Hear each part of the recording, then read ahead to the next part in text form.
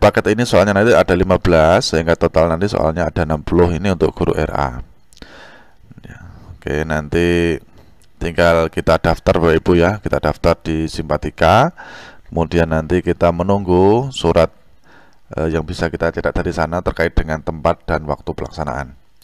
Kemudian guru MI ada 2 kompetensi yang diujikan nanti, yaitu pedagogik dan profesional. Materinya ada 3, meliputi literasi, numerasi, dan sains. Ini untuk profesional. Kemudian yang pedagogik ini ada 15 soal, literasi 15 soal, numerasi 15 soal, sains 15 soal, sehingga total semuanya adalah 60 soal.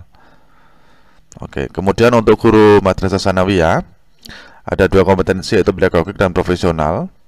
Untuk profesional ini nanti ada 15 mapel di dalamnya, jumlah soalnya 40. Untuk pedagogiknya ada 20 soal, sehingga total semuanya sama, yaitu 60 soal. Untuk guru MA atau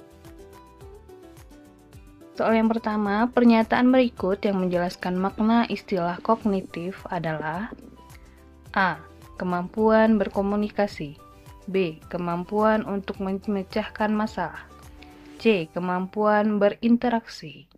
D. Kemampuan untuk mengintegrasikan diri. Jawabannya adalah B. Kemampuan untuk memecahkan masalah. Soal nomor 2. Perkembangan kognitif merupakan salah satu aspek yang sangat penting dalam perkembangan peserta didik. Faktor utama yang mempengaruhi perkembangan kognitif anak adalah: A. Inspirasi. B. Budaya. C. Inspirasi. D. Pengasuhan dan lingkungan. Jawabannya adalah D. Pengasuhan dan lingkungan. Soal yang ketiga. Kemampuan berpikir untuk mengoperasikan kaidah-kaidah logika tapi masih terkait dengan objek-objek bersifat konkret merupakan ciri-ciri kemampuan anak berusia A. 0-2 tahun, B. 2-7 tahun, C. 7-11-12 tahun, D. 11-12-14-15 tahun. Jawabannya adalah C. 7-11-12 tahun. Soal yang keempat, kemampuan peserta didik untuk membina hubungan dan kemampuan memotivasi diri termasuk kecerdasan: A. Kognitif. B. Sosial. C. Emosional. D. Moral. Jawabannya adalah C. Emosional. Soal nomor 5. Seorang peserta didik selalu ingin mendominasi dalam suatu kelompok belajar. Dia tidak memberi kesempatan anggota lain untuk mengungkapkan pendapat. Jika teman lain yang memimpin dan mengendalikan jalannya diskusi, ia memisahkan diri dan cenderung belajar sendiri. Peserta didik tersebut mengalami permasalahan dalam perkembangan: A. Sosial emosional. B. Kognitif. C. Moral. D. Spiritual. Jawabannya adalah A. Sosial emosional. Soal nomor 6. Peserta didik telah memiliki moralitas benar-benar diinternalisasikan dan tidak didasarkan pada standar-standar orang lain. Dia mengenal tindakan moral alternatif, menjajaki pilihan-pilihan, dan kemudian memutuskan berdasarkan suatu kode moral pribadi. Hal ini merupakan contoh perilaku moral spiritual pada tahapan A. Penalaran pasca konvensional. B. Penalaran konvensional. C. Penalaran pro-konvensional. Prakonvensional. D. Penalaran interkonvensional. Jawabannya adalah A. Penalaran pasca konvensional. Soal nomor 7. Memaksimalkan kegiatan ekstrakurikuler, melakukan rekreasi dengan guru, dan melakukan kegiatan informal lainnya memiliki fungsi untuk mengatasi kesulitan belajar dalam hal A. Mengemukakan gagasan, B. Mengaktualisasikan diri, C. Penciptaan hubungan yang baik, D. Menformulasikan tindakan. Jawabannya adalah A. Mengemukakan gagasan. Soal nomor 8. Seorang peserta didik mampu mendengarkan informasi yang disampaikan oleh guru, tetapi pada saat ditanya ia tidak mengerti apa yang ia dengar. Peserta didik tersebut mengalami kesulitan atau gangguan belajar dalam hal A. Kesulitan akademis, B. Gangguan simbolik, C. Gangguan non-simbolik, D. Gangguan sosial. Jawabannya adalah B. Gangguan simbolik. Soal nomor 9. Teori ini memandang belajar sebagai hasil dari pembentukan hubungan antara rangsangan dari luar, stimulus, dan balasan dari siswa, respon, yang dapat diamati. Semakin sering hubungan bond antara rangsangan dan balasan terjadi, maka akan semakin kuatlah hubungan keduanya. Law of Axis. Teori belajar yang dimaksud adalah A. Behaviorisme, B. Humanistik, C. Cybernetik, D. Konstruktivisme. Jawabannya adalah A. Behaviorisme. Soal yang terakhir atau nomor 10. Pada masa kini, siswa dituntut untuk dapat belajar setiap saat dan bisa terjadi dimanapun. Hal ini terjadi karena kemajuan teknologi yang memungkinkan belajar jarak jauh dalam jaringan atau online. Pernyataan di atas sejalan dengan teori belajar.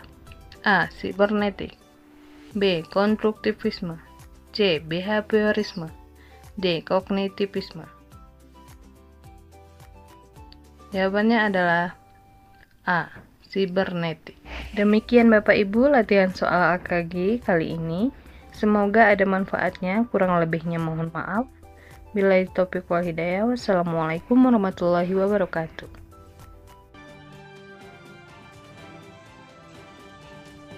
Soal nomor 16.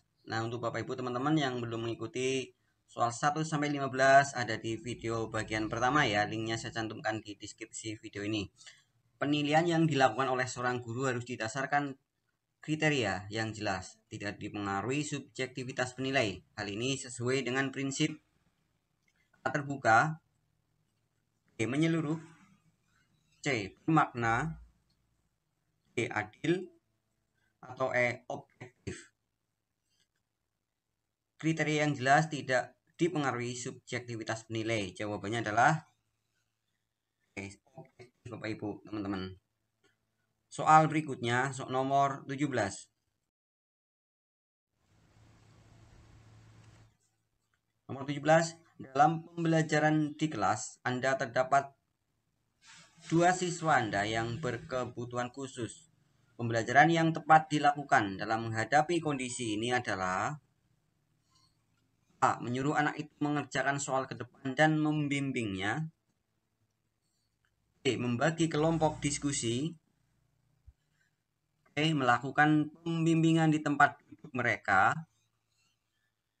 D. Mengelompokkan dengan siswa pintar agar ikut terimbas, atau E. Memisahkan kedua siswa dengan siswa normal lainnya dengan perlakuan berbeda. Jawaban yang paling tepat adalah melakukan pembimbingan di tempat duduk mereka. Demikian Bapak Ibu. Soal berikutnya.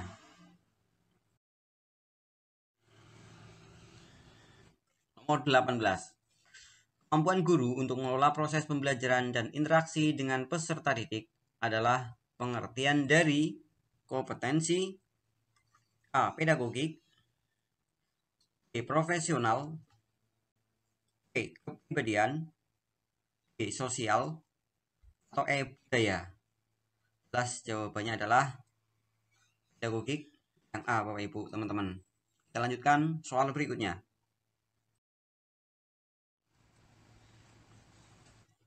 19. Dalam mengawali pembelajarannya, Pak Ahmad merumuskan pertanyaan, mengumpulkan data atau informasi dengan berbagai teknik, mengasosiasi atau menganalisis atau mengolah data informasi dan menarik kesimpulan serta mengkomunikasikan hasil yang terdiri dari kesimpulan untuk memperoleh pengetahuan, keterampilan, dan sikap.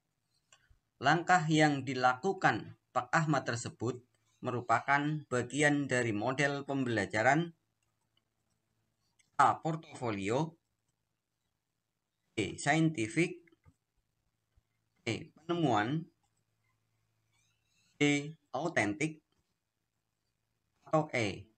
Kontekstual. Jawaban yang tepat adalah B. Saintifik. Soal berikutnya. Teman-teman yang belum subscribe channel ini, mohon untuk di subscribe dulu ya Bapak Ibu teman-teman. Terima kasih. Soal nomor 20. Di antara kegiatan berikut ini yang merupakan pengembangan keprofesian berkelanjutan, pengembangan diri secara kolektif adalah A.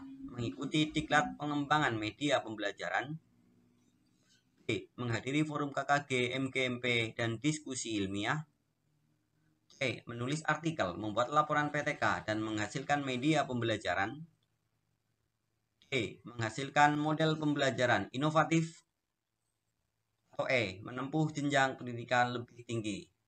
Pengembangan keprofesian berkelanjutan, pengembangan diri secara kolektif adalah menghadiri forum KKG, MGMP, dan diskusi ilmiah. Jawaban B. Kita lanjutkan soal berikutnya. Nomor 21. Perencanaan pembelajaran yang menekankan pada proses keterlibatan peserta didik secara penuh untuk dapat menemukan materi yang dipelajari dan dihubungkan dengan situasi kehidupan sehari-hari sehingga mendorong peserta didik dapat menerapkan dalam kehidupan mereka. Pilihan strategi pembelajaran yang tepat yaitu A. Kooperatif, B. Inquiry, D. Problem solving, D. Discovery, atau E. Kontekstual. Kata kuncinya dihubungkan dengan situasi kehidupan sehari-hari. Sehingga jawaban yang tepat adalah E. Kontekstual. Kita lanjutkan. Nomor 22. Penilaian yang dilakukan oleh seorang guru harus dapat menilai kemampuan siswa sesuai dengan tuntutan kurikulum dan meliputi berbagai aspek. Hal ini sesuai dengan prinsip A. Terbuka, B. Menyeluruh, C. Bermakna, D. Adil, E. Sahih. Menilai kemampuan siswa sesuai dengan tuntutan. Jawabannya D. Menyeluruh. Soal berikutnya. Nomor 23. Perkembangan kognitif merupakan salah satu aspek yang sangat penting dalam perkembangan peserta didik. Faktor utama yang mempengaruhi perkembangan kognitif anak adalah A. Inspirasi, B. Budaya, B. Pengasuhan dan lingkungan, D. Peran guru, C. Cara makan. Faktor utama yang mempengaruhi perkembangan kognitif anak adalah pengasuhan dan lingkungan. Jawaban C. Soal berikutnya.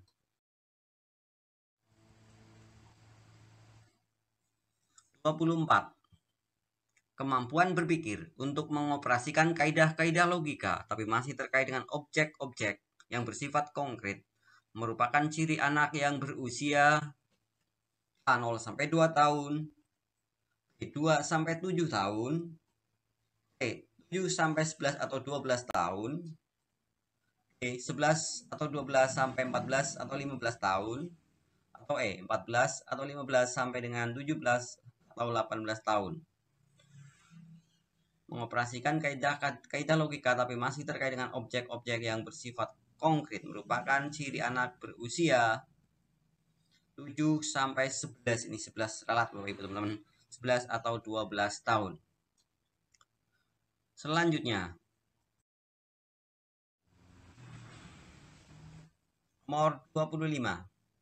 Memaksimalkan kegiatan ekstrakurikuler, melakukan rekreasi dengan guru, dan melakukan kegiatan informal lainnya memiliki fungsi untuk mengatasi kesulitan belajar siswa dalam hal A. Mengemukakan gagasan, B. Mengaktualisasikan diri, C. Penciptaan hubungan yang baik, D. Memformulasikan tindakan. Jawaban yang tepat adalah A. Mengemukakan gagasan.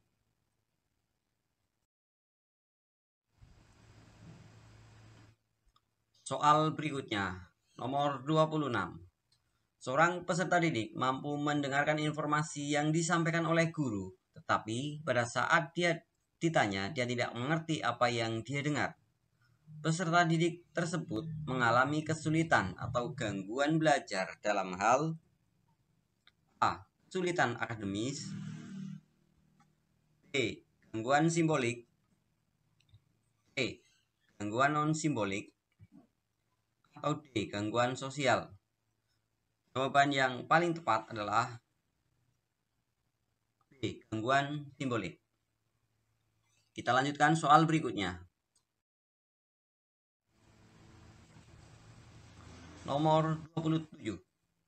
Teori ini memandang bahwa belajar sebagai hasil dari pembentukan hubungan antara rangsangan dari luar atau stimulus dan balasan dari siswa atau respons yang dapat diamati. Semakin sering hubungan bonds antara rangsangan dan balasan terjadi, maka akan semakin kuatlah hubungan keduanya.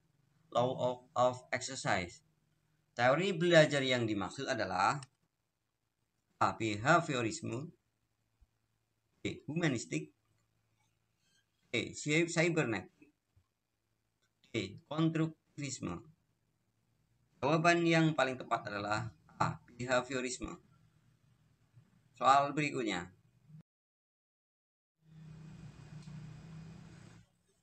Nomor 28.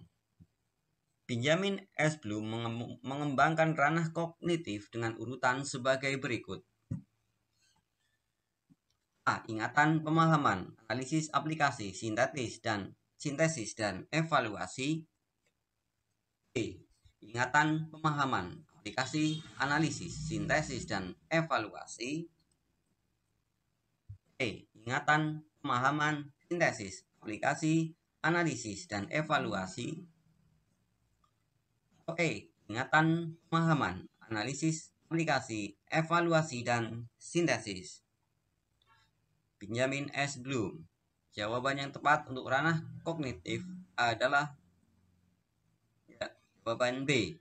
Ingatan, pemahaman, aplikasi, analisis, sintesis, dan evaluasi. Soal berikutnya.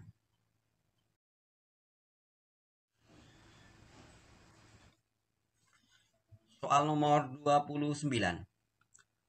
Upaya merancang pengayaan bagi peserta didik yang mencapai ketuntasan belajar optimal tampak dalam kegiatan guru sebagai berikut. A. Memberikan tambahan materi berupa sumber ajar dari pengarang yang berbeda. B. Memberikan tes tambahan sebagai tambahan dengan tingkat kesukaran yang lebih tinggi. C. Memberikan tambahan sumber bacaan yang lebih mendalam dan tingkat variasi yang tinggi berikut instrumen tesnya yang sesuai. Atau D. Memberikan materi bahan ajar yang lebih tinggi tingkatannya dan pengerjaan soal-soalnya yang memiliki kesulitan tinggi. Terkait pengayaan ya Bapak Ibu teman-teman, jawabannya yang E. Memberikan tambahan materi berupa sumber ajar dari penerbit yang berbeda. Jawabannya adalah diberikan materi bahan ajar yang lebih tinggi tingkatannya dan pengerjaan soal-soalnya yang memiliki kesulitan tinggi. Kita lanjutkan.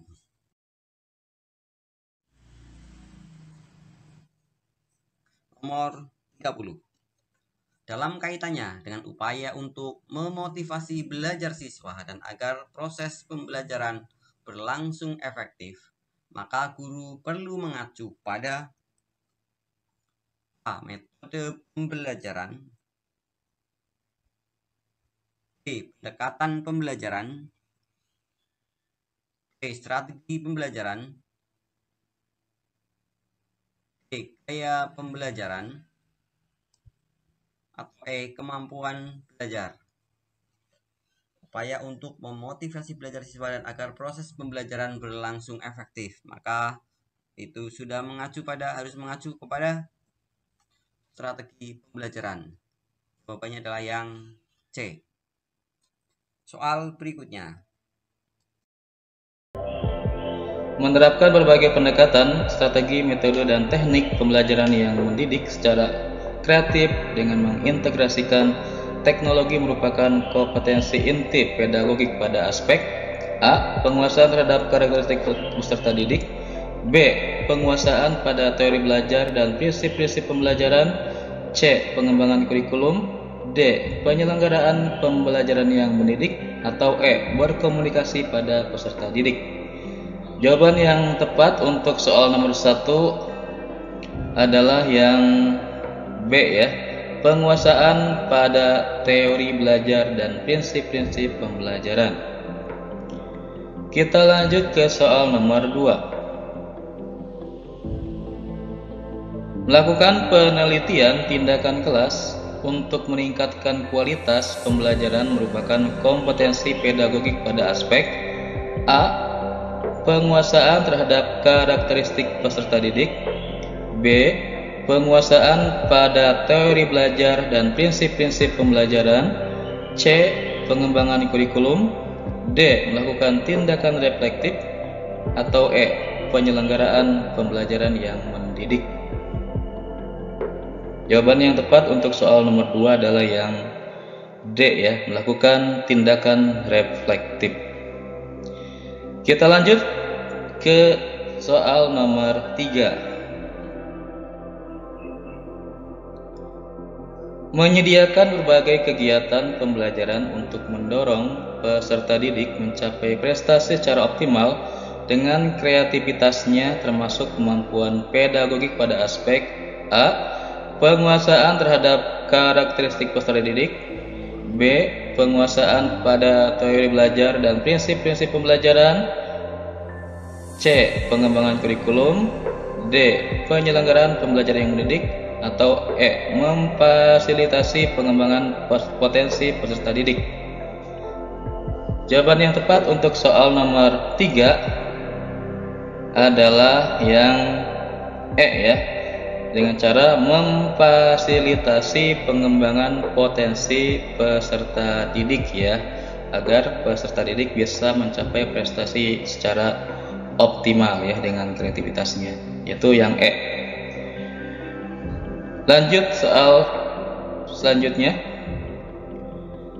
Berikut aspek penting dalam pengelolaan pembelajaran abad 21 kecuali A. Penguatan tugas utama guru sebagai perancang pembelajaran yang kreatif dan inovatif, B. Menghindari penggunaan smartphone yang berlebihan dalam pembelajaran, C. Menerapkan kemampuan berpikir tingkat tinggi atau higher order thinking, D. Menerapkan metode pembelajaran yang bervariasi, atau yang E. Mengintegrasikan teknologi dalam pembelajaran. Ini materi atau soal tentang pembelajaran abad 21 ya. Jawaban yang tepat adalah yang B ya, menghindari penggunaan smartphone yang berlebihan dalam pembelajaran. Kita lanjut soal berikutnya. Guru secara yuridis adalah bagian dari tenaga kependidikan yang diakui sebagai profesi dengan keahlian khusus. Manakah jenis kegiatan berikut yang memerlukan keahlian khusus. A. Melakukan analisis pembelajaran, mencatat peserta didik terlambat dan mengabsen kehadiran. B. Memilih metode, merancang media, menyerahkan nilai, membagikan rapor. C. Memilih media, mengelola kelas, mengembangkan strategi pembelajaran. D. Membuka pelajaran, melakukan ceramah, menutup pelajaran, mengelola tabungan. Atau yang E. Membina OSIS, mendampingi study tour, memimpin upacara, mengikuti rapat. Jawaban yang tepat adalah yang C, ya, memilih media, mengelola kelas, mengembangkan strategi pembelajaran. Itu sebagai profesi dengan keahlian khusus, ya, tenaga pendidikan. Kita lanjut ke soal berikutnya. Salah satu ciri profesi adalah merupakan aktivitas intelektual. Manakah pernyataan yang paling sesuai dengan pernyataan di atas? A. Menggunakan intuisi yang baik dalam memilih metode pembelajaran. B. Memelihara kebiasaan yang ada dan sudah berjalan baik. C. Mengelompokkan peserta didik sesuai persepsi kita terhadap siswa. D. Melestarikan metode pembelajaran yang selama ini diterapkan para senior. Atau E. Memilih media dengan mempertimbangkan karakteristik materi, peserta didik, dan tujuan pembelajaran. Jawaban yang benar adalah yang E, ya, memilih media dengan mempertimbangkan karakteristik peserta didik dan tujuan pembelajaran. Kita lanjut soal berikutnya. Manakah kelompok kegiatan berikut yang merupakan pengembangan keprofesian berkelanjutan, pengembangan diri secara kolektif? A. Mengikut diklat, pengembangan media pembelajaran. B. Menghadiri forum KKG, MGMP, dan diskusi ilmiah. C. Menulis artikel, membuat laporan PTK, dan menghasilkan media pembelajaran. D. Menghasilkan model pembelajaran yang inovatif. Atau E. Menempuh jenjang pendidikan yang lebih tinggi. Jawaban yang tepat adalah yang B, ya, menghadiri forum KKG, MGMP, dan diskusi ilmiah. Itu pengembangan berkelanjutan secara kolektif, ya. Kita lanjut ke soal berikutnya. Memahami karakteristik siswa dari aspek fisik, moral, sosial, kultural, emosional, dan intelektual termasuk dalam kompetensi A. Pedagogik, B. Kepribadian, C. Sosial, D. Profesional, atau E. Kepribadian dan profesional. Ini maaf, ada salah ketik. Jawaban yang tepat untuk soal ini adalah yang A, ya, kompetensi pedagogik. Kita lanjut soal berikutnya. Menunjukkan etos kerja, tanggung jawab yang tinggi, rasa bangga menjadi guru, dan percaya diri merupakan kompetensi A. Pedagogik, B. Kepribadian, C. Sosial, D. Profesional, atau E. Intelektual. Jawaban yang tepat adalah yang B. Kepribadian. Kita lanjut soal berikutnya, atau soal terakhir, ya, untuk contoh soal asesmen guru pada konten hari ini.